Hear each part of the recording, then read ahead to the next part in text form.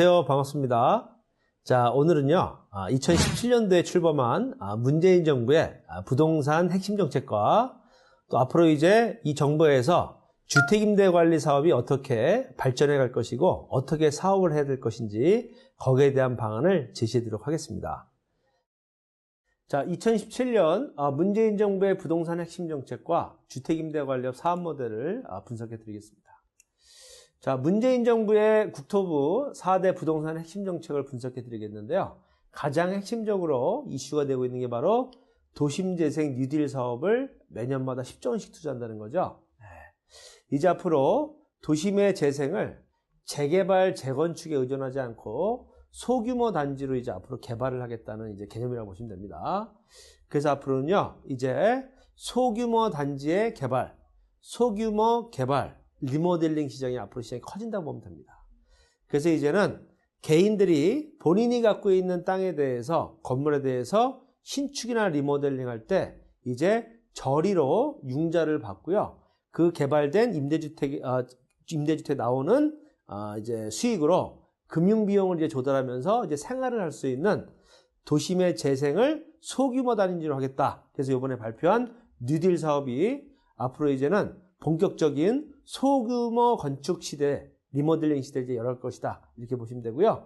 앞으로 이제 소규모 개발하면서 제일 중요한 거는 내가 살거나 내가 거주하는 게 목적이 아니고 살면서 임대 수익을 얻을 수 있도록 앞으로 개발시키겠다. 개념을 이렇게 보시면 될 것 같고요. 그 다음에 이제 DTI, LTV에 대해서 대출 규제를 올 8월 달부터 이제 본격적으로 강화해가지고 이제는 가계대출 규모를 이제는 다시 안정시키겠다. 이렇게 방향이 나왔고요. 가장 이슈가 되고 있는 내용 중에 또 하나가 임대주택을 매년마다 17만 원을 이제 공급한다는 내용입니다. 그래서 이제 공공임대주택과 뉴스테이 공급을 이제 확대하겠다는 건데요. 앞으로 이제 바야흐로 임대주택 시대가 열린다고 보시면 되죠. 특히 이제 전세가 없어지고 월세가 앞으로 이제 인기를 얻고 급증하는 시대로 이제 간다는 겁니다. 자, 전세가 이제 앞으로 7년 후서부터는요, 점점 줄어든다고 하죠. 그 이유가 바로 뭐냐면, 이제, 30, 40대 초반들은요, 전세금을 이제 얻을 수 있는 능력이 안 된다는 겁니다. 그래서 40대 중반 이후는 전세를 선호하지만, 20, 30대나 40대 초반은요, 이제 앞으로 전세는 매매가의 거의 80%, 90%까지 가죠. 그래서 앞으로는 전세가 없어지고, 반월세와 월세주택 시장이 이제 늘어나는데, 거기에 이제 공공임대주택을 늘려서 안정적인 주거복지를 이제 만들고요. 그 다음에 이제 뉴스테이 공급을 통해서 이제 월세주택을 공급서부터 관리하는 이제 서비스 시장을 앞으로 이제 키운다는 이제 내용이라고 보시면 되고요.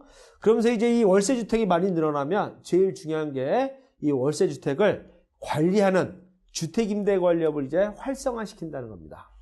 그래서 이제 주택임대관리업을 앞으로 활성화시킬 수밖에 없는 이유가 뭐냐면요. 분양아파트나 분양오피스텔과 달리 임대주택은 이제 월세를 이제 관리하면서 수익률을 관리를 해줘야 됩니다. 그리고 이제 임대료 수금 관리가 관련된 부분에 이제 공급이 이제 급증한다는 거죠. 그래서 이제 뉴스테이 현장도 이제 관리 수주를 받을 수 있는 현장들이 급증한다는 거죠. 그래서 이제 주택임대관리업에 이제 계신 분들은 시장 수요 파이가 커지는 거고요. 신규로 이제 창업하실 분들도 이제는 주택임대관리업에 진출하면서 이런 대단히 규모의 단지들을 수주받을 수 있는 시장이 커진다고 보면 됩니다. 그래서 이제 주택임대관리업을 활성화시키는 목적이 바로 뭐냐면 일자리 창출을 늘리는 거죠. 그래서 지금 이제 문재인 정부에서 가장 지금 역점을 두고 있는 사업이 바로 일자리 창출 문제입니다. 거기에 이제 임대관리 시장 쪽에 일자리 시장을 늘리는데 특히 퇴직자들 위주로 좀 많이 이 시장 쪽으로 이제 고용을 이제 안정화시키려고 이제 계획을 하고 있고요. 그 다음에 이제 부동산업의 활성화. 특히 이제 우리나라 부동산업은 영세하고 그 다음에 지역적이고 소규모로 하고 있는데 미국이나 일본처럼 이제 임대주택을 관리를 하게 되면요. 고정적인 매출이 나옵니다. 그러면 이제 고용도 늘어나면서 매출 규모가 안정화되니까 어때요? 또 수익 모델이 다양화될 수가 있거든요. 그래서 이제 이 문재인 정부의 부동산 핵심 정책은 도심재생 뉴딜 사업을 통해서 소규모 단지 개발을 이제 활성화시키고 그 다음에 이제 분양시장은 좀 규제해서 집값을 안정화시킨 다음에 본격적인 임대주택을 공급해서 월세 시대를 이제 확대한 다음에 이제 주택임대 관련 활성화를 통해서 일자리 창출과 부동산업의 사업 모델을 다각화시키는 게 목적이다. 이렇게 보시면 됩니다. 자, 그래서 특히 이제 국토교통부에서도 올해 뉴스테이 입주자를 이제 22,000가구를 모집하고 지금 이제 대형 대림산업이나 우미건설 같이 건설사들이 지금 현재 속속 이 뉴스테이 사업과 임대주택 개발 사업에 본격적으로 진출하고 있습니다. 그래서 앞으로 여러분들이 주택임대 관리업은요, 이제는 수주받을 물량들이 상당히 많이 늘어나기 때문에요. 어떻게 보면 주택임대 관리업 큰 장이 열린다. 이렇게 생각하면 되십니다. 자, 그럼 이제 여러분들이 앞으로 이렇게 300세대 이상의 뉴스테이와 오피스텔을 이제 관리받으면 어떤 수익 모델이 나오는지 거기에 대한 제가 사례를 하나 소개 한번 해드리겠습니다. 자, 중개업과 주택임대 관리업을 같이 하면서 오피스텔 300세대 이 한 동을 수주받았을 때 어떤 수익이 나오는지 한번 말씀드리겠습니다. 자, 김행선 씨라고 중개업 1년 차인데요. 주택임대 관리업을 이제 배우셔가지고요. 요 평택의 스마트빌 300세대를 요번에 수주를 저희가 도와줘서 도움을 받아서 요번에 수주를 하게 됐는데요. 중개업과 주택임대 관리업을 통해서 300세대를 전속으로 지금 현재 관리를 합니다. 자, 그러면 이제 이렇게 오피스텔은요, 임대관리 요역비를 한 세대당 2만원씩 누구한테 받는지 아세요? 네, 바로 분양받은 분들한테 받습니다. 그래서 분양받은 분들이 주택임대관리를 맡기고요. 공실관리, 임차인들 임대료 입금관리, 연체관리, 공문 발송 등 행정관리를 모두 다 대신해서 해주고요. 방 하나당 2만원씩 매달마다 요역비를 받습니다. 자, 300세대니까 얼마예요? 600만원씩 고정적인 이제 수익이 나오게 되고요. 그 다음에 이제 청소관리 수익이라고 이제 퇴실 청소 부분들 있죠? 들어왔다 나갔다 임차인들이 하면서 한 세대당 4만원씩 해서 한 달에 120만원 정도씩 이제 임차인들한테 입퇴실 청소비를 이제 받게 되고요. 퇴실 청소비라고 보시면 됩니다. 자, 그 다음에 이제 도배장판 수익이라 해서 이제 임차인들이 나가게 되면 한 달에 12개 정도를 해가지고요. 요거는 소개를 지업사에 해주고 이제 소개비를 이제 받게 되고요.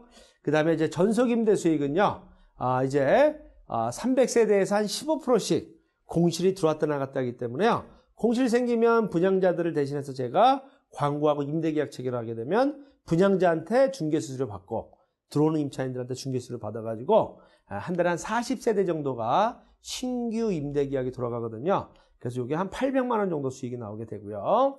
또 이사업체를 연결해주고서 한 40세대에서 한 40만원. 또 시설보수, 여기도 이제 아가씨들이 살게 되면 혼자 이제 보수 부분도 어렵거든요. 그래서 등 갈아주고 이제 소개비 받고 요역비 받고 그 다음에 뭐 막혔을 때, 그 다음에 시설에 있어서 화장실에 여러 가지 문제들이 생기거나 이랬을 때 여기에 대해서 업체를 연결해주고요. 소개비를 2만원, 3만원씩 이제 받게 되고요. 그 다음에 세탁 수거업체 있죠. 세탁업체하고 제휴해서 세탁 수거업을 통해서요. 한 달에 85만 정도씩 이제 요역비를 받습니다. 그래서 이 7가지 수익 모델을 모두 합쳐서 한 달에 한 1,700만 원씩 고정적인 요역비 수익이 나옵니다. 자, 그래서 중개업만 하게 되면 이제 무슨 비용만 남아요? 바로 이 전속임대 수수료인데, 이것도 전속임대 하니까 이만큼 양쪽에서 받지, 내가 전속임대를 안 하게 되면 어떻게 돼요? 요거 한 반 정도밖에 못 받는 거죠. 그래서 이제 중개업과 임대 관리업을 같이 하시면 한 달에 1,700만 원씩 1년으로 따지면 2억 정도의 고정 매출이 나옵니다. 자, 그래서 여기 1층에 단지 상가에 중개사무소 사무실과 주택임대관리업 사무실 같이 8평을 쓰면서 이렇게 해서 매달마다 임차인들 공실도 관리해서 중개수수료도 받고 분양자한테 요역수수료도 받고 거기 살고 있는 임차인들한테 민원 처리해주면서 요역 수익을 내고 있습니다. 자, 이렇게 해서 여러분들이 중개업과 주택임대관리를 경험하시면요, 오피스텔도 대단히로 한 동씩 수주 받아서 관리하면 안정적인 수익 모델이 나옵니다. 자, 여러분들 지나시다 보면 주변에 신축으로 오피스텔 짓고 있는 현장들이 많이 있죠. 자, 그걸 지켜만 보실 겁니까? 아니면 직접 가서 부딪혀서 영업을 해서 수주받고 이렇게 매달마다 유효수를 얻어가실 건가요? 네, 바로 여러분들이 주택임대관리 영업과 관리 수주하는 거를요 공부하시고 300세대, 200세대, 400세대 이런 수익형 부동산 오피스텔과 뉴스테이 임대아파트들을 수주받는 멋진 사업을 하시기 바라겠습니다. 자, 설명해드린 대로 문재인 정부의 부동산 핵심 정책은 바로 임대주택 공급을 확대하겠다는 거죠. 앞으로 그러면 임대주택이 늘어난 만큼 주택 임대 관리할 수 있는 시장이 그만큼 커진다는 겁니다. 자, 여러분들 이 시장을 대기업이나 금융기관에 뺏기시겠습니까? 아니면 직접 여러분들이 도전하시겠습니까? 특히 이제 저금리 시대이기 때문에 수익형 부동산도 급증하고 있습니다. 자, 주택 임대 관리하는 노하우를요 여러분들에게 모두 가르쳐 드립니다. 그리고 제일 중요한 건 수주받는 방법도 저희가 교육을 시켜서 가르쳐 드립니다. 주택 임대 관리, 특히 이 영업에 대한 노하우를요 저희 교육과정에 오셔가지고요 열심히 공부하시고요 영업을 제가 많이 도와드리겠습니다. 저한테 자문하시고 저한테 많은 걸 얻어가세요. 제가 그 노하우를 전수드리겠습니다. 열심히 공부하시고요 사업에 성공할 수 있는 멋진 도전을 하시길 바라겠습니다.